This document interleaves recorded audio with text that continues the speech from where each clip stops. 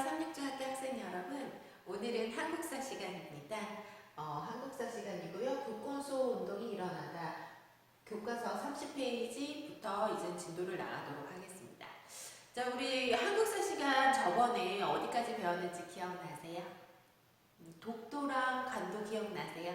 독도랑 간도 배웠고, 그 다음에 우리나라가 이 대한제국이 어떻게 일본한테 이제 강제 합방을 당했는지 그 구체적인 그 내용을 정리를 해봤습니다.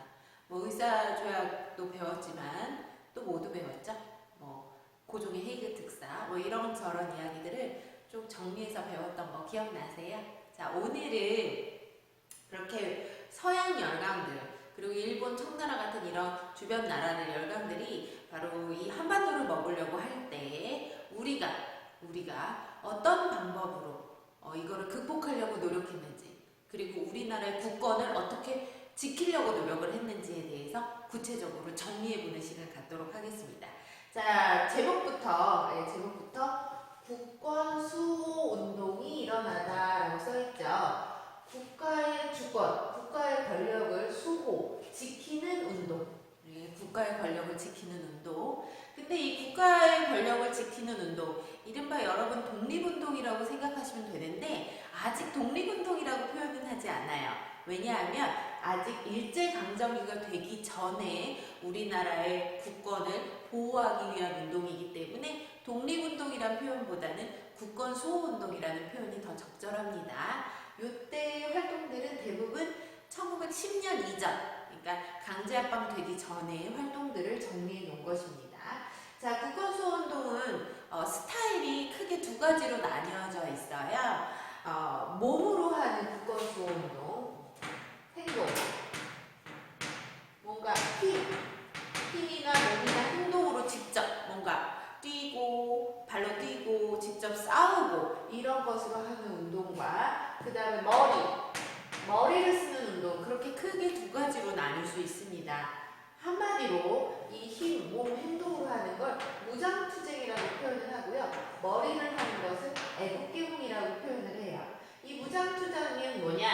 내가 무기를 들고 직접 우리나라를 피해를 주는 사람들을 가서 죽이거나 때리거나 이제 뭐 그러니까 죽인다는 표현보다 이제 암살 한다는 느낌으로 이제 암살을 하거나 아니면은 군대를 조직을 해서 일본 정부나 뭐 청나라 군대를 직접 가서 뭐 싸운다던가 이런 것들이 이제 무장투쟁, 힘으로, 몸으로, 직접 행동으로, 직접적으로 하는 것. 약간 직접적인 느낌이 들죠? 직접적인 느낌.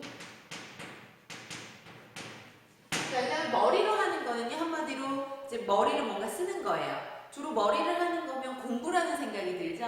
맞습니다. 교육이나 산업. 네, 주로 교육이나 산업. 여기 활동을 통해서 이거예요. 우리나라의 실력을 키우자.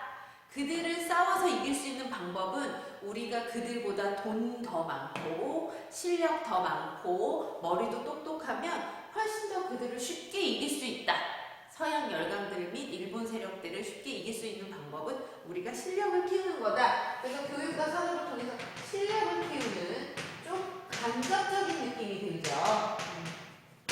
자, 그래서 크게 두 가지로 성격이 나뉘어집니다.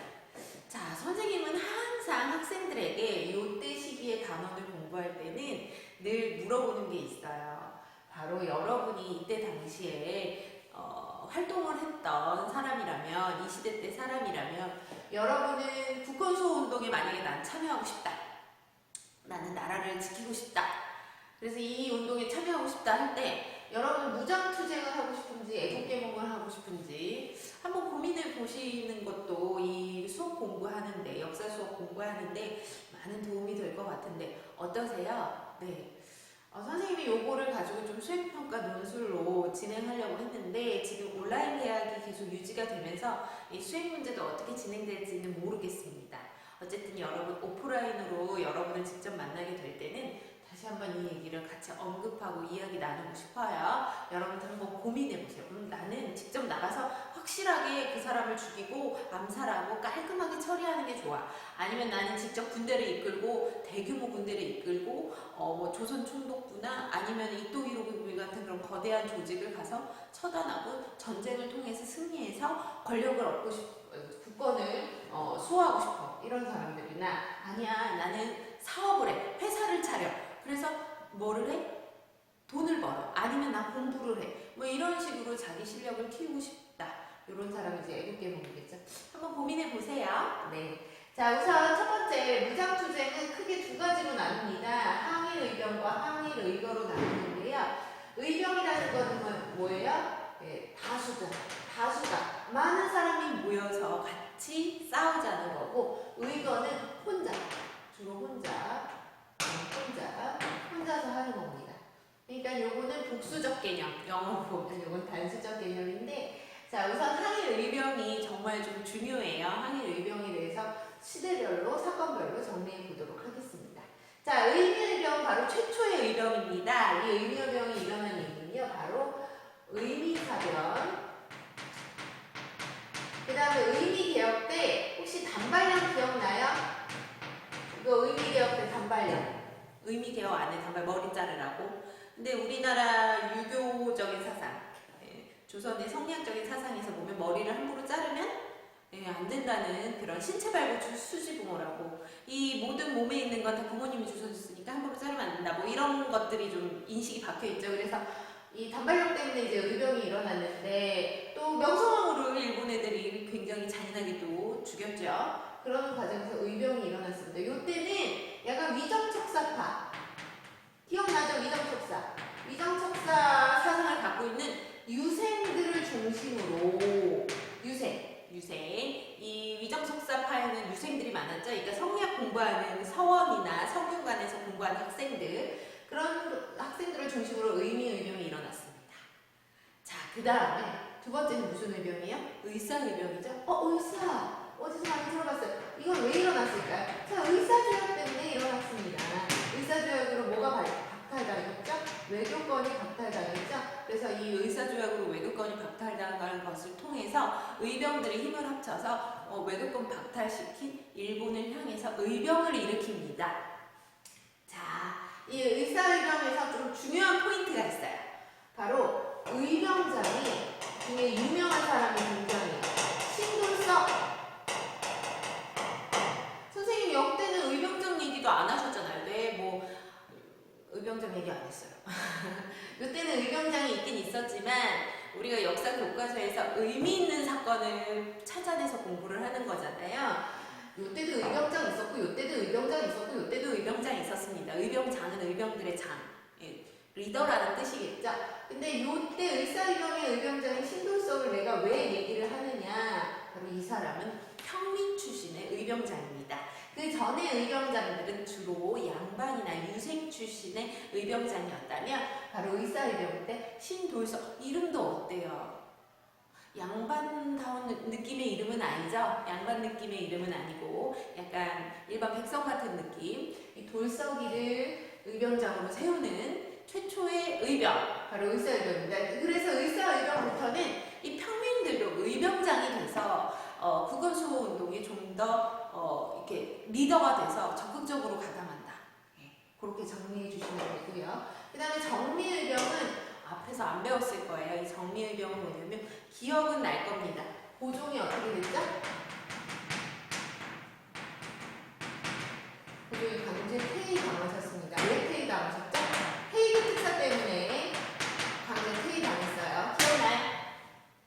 헤이그 특사 때문에 고종이 강제 퇴위당했는데 그 고종의 강제 퇴위를 반대하는 정리의병이 일어났는데 이 정리의병이는 무슨 사건하고 관계가 있냐면 자, 1907년에 군대가 해산이 돼요. 군대 해산. 자, 일본 애들이 우리나라의 군사력을 완전히 없애기 위해서 우리나라 군대를 완전 없애버립니다. 그 군인들 하루아침에 실업자가 되죠. 이 실업자가 된 군인들이 의병에 가담하고 고종의 강제 퇴위를 반대하는 정미의병을 일으키는 주도 세력이 되고요. 서울 진공작전까지 끌게 됩니다. 서로 진격해서 공격하자. 굉장히 규모가 컸고요. 체계적이었어요. 왜? 훈민이 같이 포함이 되어 있던 의병이 정리 의병이었으니까. 그러나 일본의 신식 무기 및 일본의 어떤 규모 큰 군대 파견으로 인해서 실패하게 됩니다. 자, 이 의병들 세 가지 흐름 잡아주세요. 맨 첫 번째 의병 의미, 그 다음에 의사, 그 다음에 정리인데 원인들, 여기는 의무사병과 산발령, 여기는 의사조약, 여기는 공무원 방송 개입 플러스 군대 해당 때문에 이제 정리 의병이 일어났습니다. 자, 어쨌든 뭐 크게 성공은 못했지만 백성들이 정말 소 갈고 밭 갈구던 쟁기 들고 나가서 싸우기도 하셨어요. 그쵸? 얼마나 감동스럽습니까? 내 개인의 삶보다는 나라의 그런 운명이 되게 중요했고 죄송해요. 뭐 의병들이 하는 얘기로는 내가 일본의 노예로 살지언정 죽는 게 낫다. 그래서 의병이 많이 가담도 하셨고 외국 사람들이 그때 당시에 외국인들이 우리나라에 와서 뭐 신문 기자도 하고 그랬는데 이런 의병들의 활동을 보고 많이 감동을 했다고 그래요. 조직도 없고 뭐 월급을 주는 것도 아니고 그런데도 불구하고 조직이 체계적이지도 않아요. 예. 뭐 소속된 조직이 체계적이지도 그렇다고 월급을 주는 체제도 아닌 그런 의병이 이렇게 많은 백성들의 마음을 모아줬다는 것에 대해서 굉장히 긍정적으로 보고 있습니다. 죄송해요. 자, 아무튼 여기까지가 의병이고 그러면 의병 했던 사람들은 뭐 죽기도 많이 죽었겠지만 다 죽지는 않아요. 이 많은 의병들 중에 안 죽은 사람들 다 어디로 갔을까요? 이제 일본한테 우리가 강제 합방을 당하고 어디로 갔을까요? 네, 다 어디로 갔냐? 네, 만주랑 연해주로 가게 됩니다.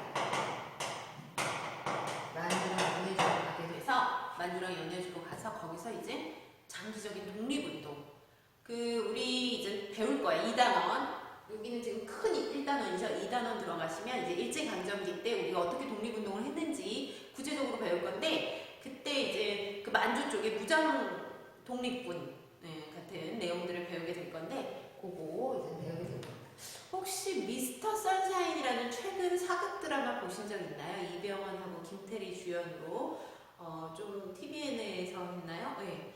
나름 시청률이 높게 나왔고 이슈가 되었던 드라마였는데 거기에 여자 주인공인 김태리가 알고 보니 의병이었습니다. 총을 굉장히 잘 쏘는 저격수로 나오죠. 스나이퍼, 여자 스나이퍼로.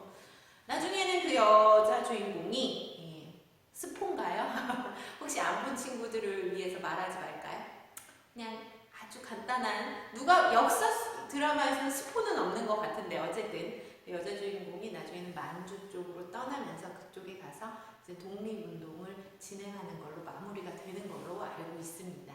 자, 여기까지가 이제 의병운동입니다. 그 다음에 두 번째로 이제 항일 의거. 의거 하면 이제 혼자 가서요. 혼자 가서 몰래 가서 암살하는 거야. 암살. 킬러죠, 일종의. 그래서 몰래 총을 빵 쏴고 운 좋으면 잘 도망가고 운 나쁘면 이제 그 자리에서 죽고 잡히고 뭐 이러는 건데 요 항일 의거에서 제일 유명한 여러분이 너무너무 많이 들었던 사람이 누구냐? 안중근이죠. 그래서 여기는 여러분 이렇게 말로 설명하기보다는 제가 영상을 통해서 그림을 통해서 영상과 그림을 통해서 그 다음에 이 사람들의 얼굴 사진을 통해서 설명하는 게 훨씬 더 여러분한테 도움이 될 것 같아서 지금 영상 새로 보실까요? 자, 우리 삼육중학교 친구 여러분, 항일 의거에 대해서 같이 살펴보는데요. 여기 굉장히 인물의 사진과 이미지가 많이 나옵니다. 얼굴도 많이 익혀두시면 좋을 것 같아요. 바로 우리나라를 지키려고 했던 많은 위인들의 모습이니까요. 같이 살펴볼게요. 을사조약 이후 나라 안팎에서 매국노와 침략의 원흉을 처단하려는 의거 활동이 일어났습니다. 자, 여기 의거 활동으로 유명한 분들이 나인현과 오기호, 전명훈과 장인환, 안중근, 이재명 이렇게 총 6명이 계시네요. 6명. 한번 하나씩 살펴보도록 하겠습니다. 자신회라는 오적 암살단을 조직하여 을사조약에 찬성하여 서명한 을사오적을 처단하고자 하였습니다. 우리 힘을 합쳐 을사저역을 주도한 을사오적을 처단합시다. 자신회를 세워 을사오적을 처단합시다. 자, 여기 을사오적 혹시 기억나시나요? 옛날에 이완용을 중심으로 한 5명의 그 장관들, 이분들이 고종의 의견을 무시하고 본인들의 의사조약에 서명을 하면서 의사조약이 체결됐죠. 그래서 그거를 무효화하기 위해서 고종은 헤이그 특사를 보내기도 하고요. 자, 그 의사오적을 처단하고자 암살당을 조직한 분들이십니다. 이 나인영하고 오기호라는 분들인데요. 성공은 못했지만 어쨌든 그것을 시도했다는 것에 큰 의미를 두고 있고요. 이 두 분은 나중에 대종교라는 종교를 만드십니다. 이 대종교는 단군을 믿는 종교예요.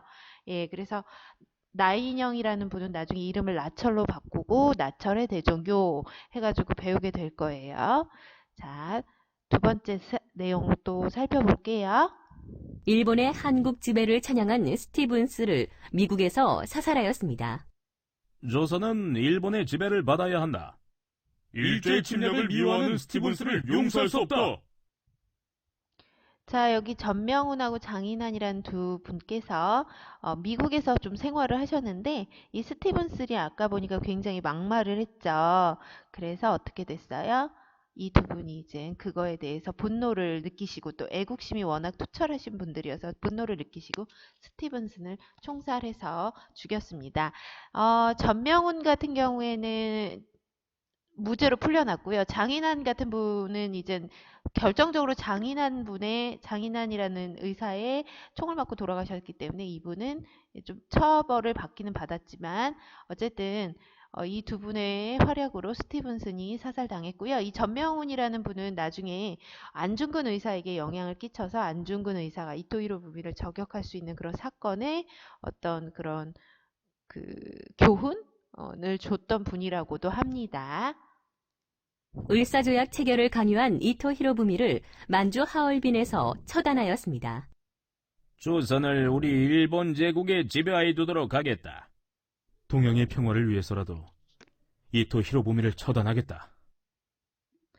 자, 우리 그 을사조약의 가장 큰 어떤 그 역할을 했던 일본의 통감, 일본의 정치가 였던 이토 히로부미입니다. 이토 히로부미를 죽인 거는요, 여러분요. 솔직히 여기 안중근 의사께서 동양의 평야라는 표현까지 쓰잖아요. 안중근 의사는 솔직히 우리 조선, 대한제국을 살린 게 아니라 아시아를 살렸다고 해도 과언이 아닌 게 이 이토 히로부미의 어떤 그 동양 지배에 대한 정책과 어떤 계획이 어마어마했다고 합니다.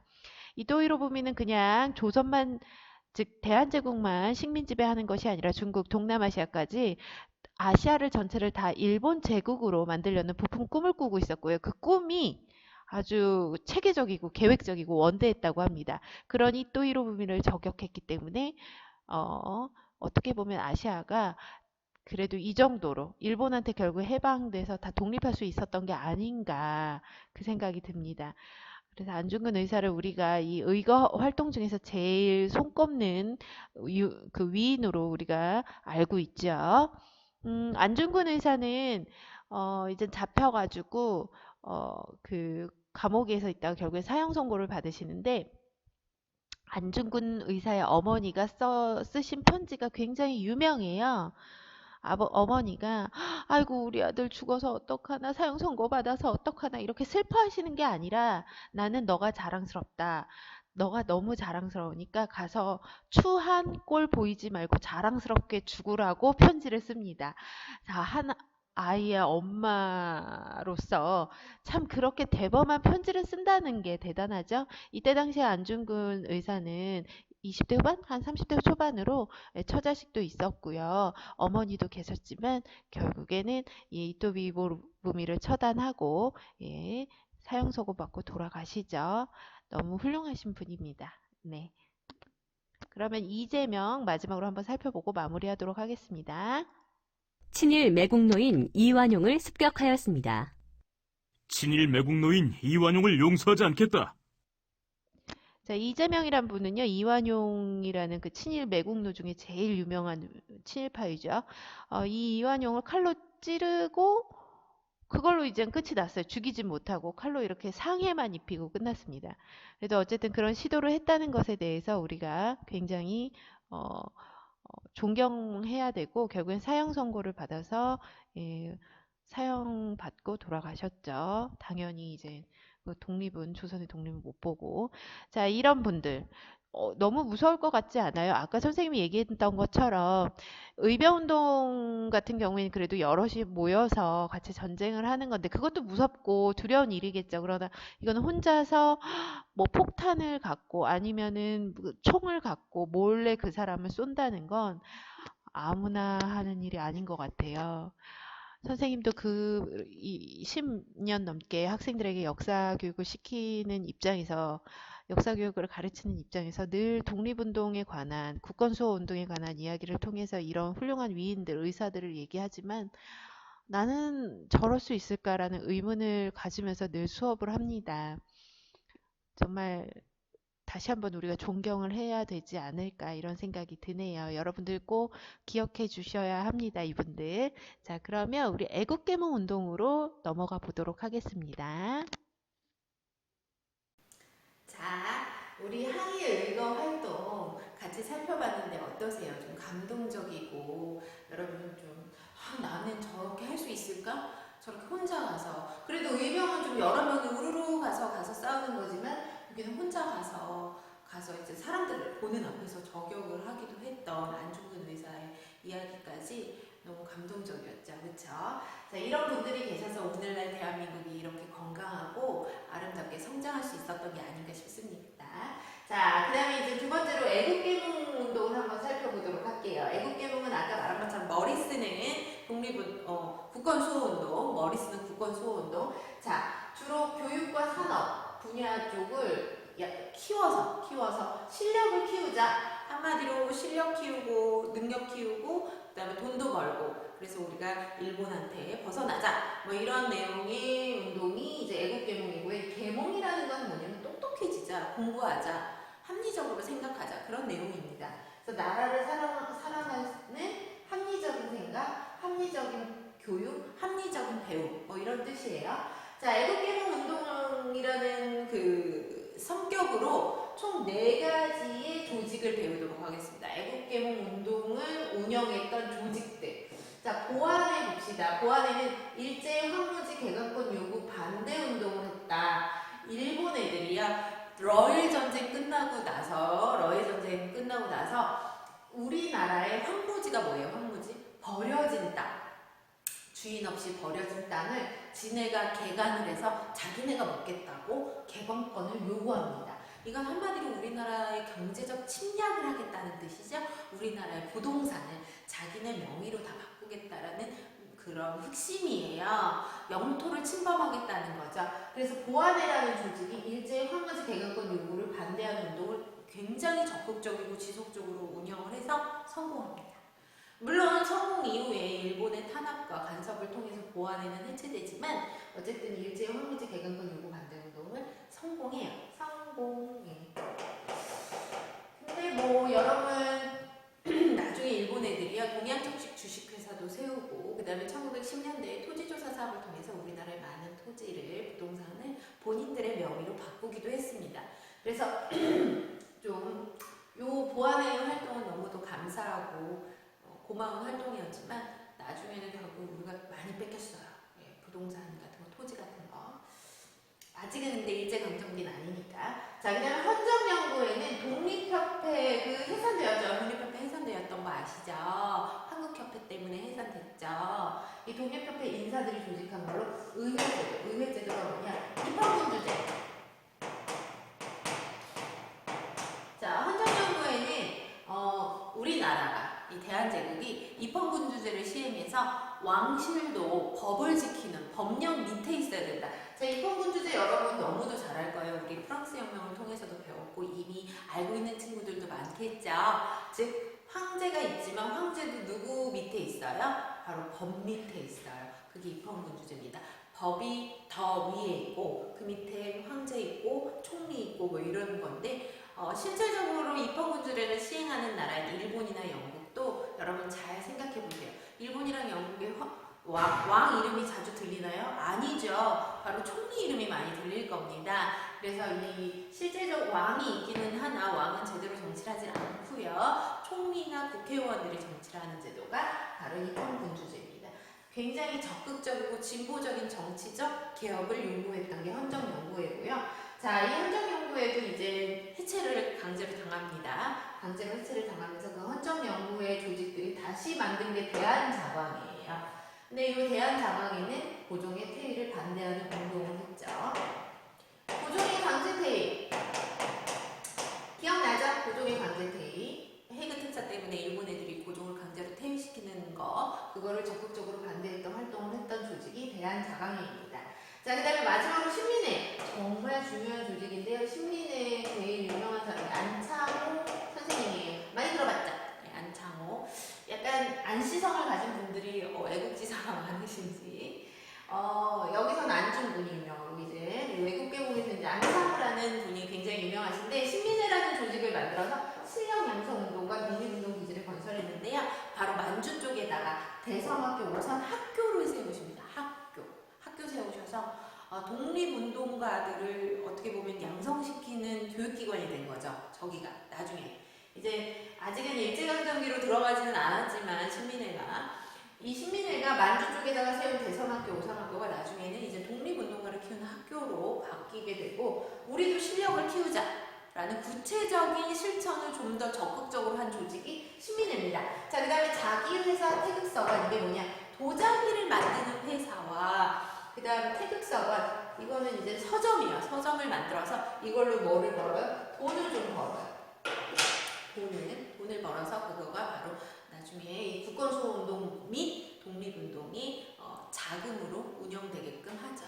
아까 말씀드렸던 것처럼 애국개몽운동은 공부도 열심히 하고 돈도 많이 벌고 이런 게 애국개몽운동이라고 얘기를 했죠. 근데 이 신민회가요, 105인 사건으로 해체가 됩니다.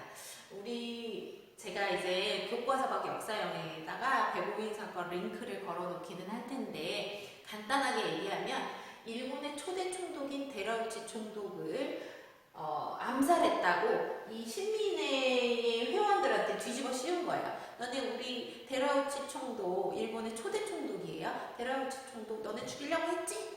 그러고서 이제 그 신민회 애들한테 뒤집어 씌웁니다. 그리고 신민회 간부 중에, 회원 중에 약 105명을 그냥 강제로 재판에 회부해서 징역을 때리죠.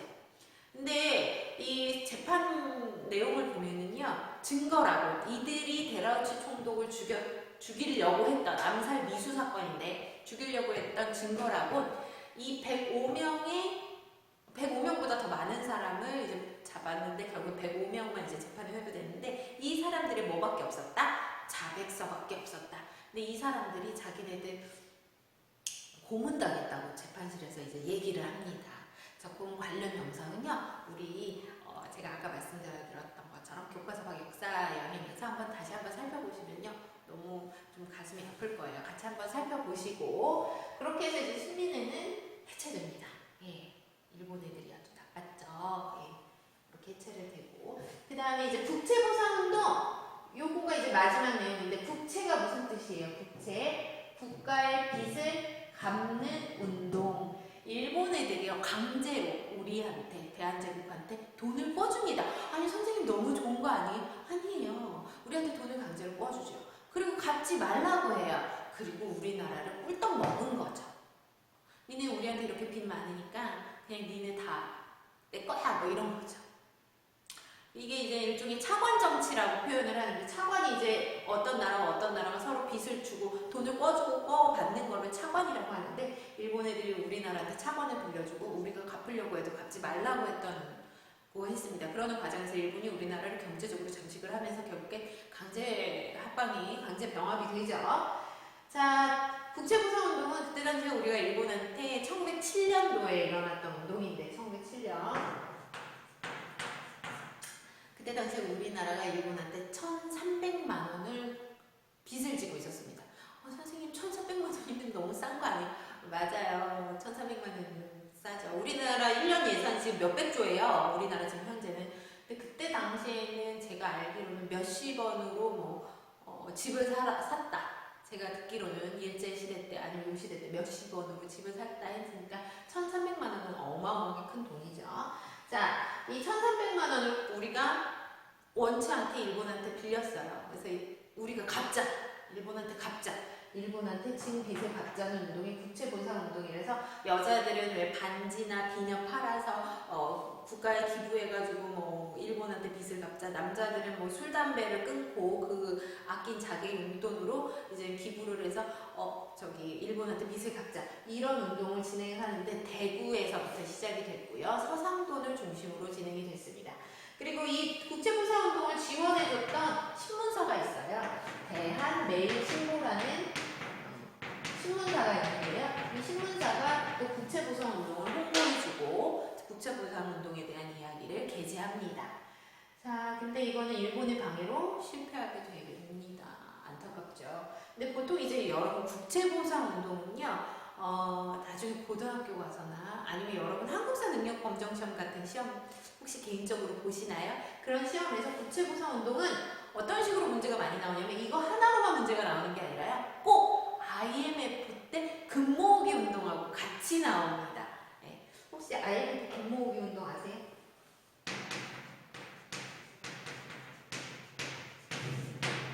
IMF가 1997년에 빵 터졌는데 1996년 겨울에 시작돼서 97년에 빵 터졌는데 여러분은 그때 이 세상에 없었죠. 네, 여러분 부모님은 계셨을 거고 저도 그때 당시에 여러분 정도 나이 급이죠. 그러면 선생님 나이가 지금 오픈이 되려나요? 어쨌든 선생님 그때 당시 학생이었습니다. 이때 우리나라의 경제가 굉장히 안 좋아서요. 실질적으로 선생님 아버지도 실직을 하셨습니다. 명예퇴직을 당하셨어요. 그래서 집안 분위기도 좋지 않고 막 그랬었는데 이때 당시에 우리나라가 외국에서 빚을 진 거죠. 돈을 빚진 거죠. 근데 제때 못 갚아서 우리나라가 부도가 난 거예요. 부도가. 그래서 그거를 만회하기 위해서 우리나라 국민들이 그 금을, 집에 있던 금을 다 꺼내가지고 그 빚을 갚았던 되게 아름다운 이야기, 금모으기 운동과 국제보상운동과 성격이 비슷하지 않습니까? 그래서 이게 두 개가 비교 분석되면서 문제들이 종종 나와요. 수능에까지도. 네, 여러분 같이 알아보시고 오늘 부모님과 한번 IMF에 대해서 한번 여쭤보시면 어머님, 아버님들은 IMF 기억이 있으실 거예요. 같이 이야기 나눠보시면 좀 더 생생한 이야기 들을 수 있을 것 같습니다. 자, 오늘 여기 정리했고요. 국권수업운동 정리했고요. 다음 수업은 선생님이 너무 진도를 팍팍팍 나가본 것 같고 내용도 너무 많은 것 같아서 선생님이 그 정리를 해봤어요. 언제부터 거를 시대적으로 정리를 해봤어요. 뭘 정리를 했냐? 1876년 강화도 조약부터 1910년 강제 합방이 될 때까지 주요 사건들을 제가 프린트로 정리를 해서 위두랑에 올렸거든요. 파일을. 그거를 내려받아서 선생님과 같이 필기하면서 수업하는 간단한 수업을 진행하도록 하겠습니다. 너무 길게 수업하니까 힘들죠. 그래서 이 다음 강의 수업은 정리 수업이에요. 정리라고 제가 써놓고 수업을 올릴 건데 같이 필기하면서 그 수업 듣고 필기한 내용 위두랑으로 찍어서 이제 올리시는 게 오늘 숙제입니다. 과제. 또 긴 시간 저와 함께 수업해 주셔서 감사해요. 안녕. 다음 거 클릭해 주세요.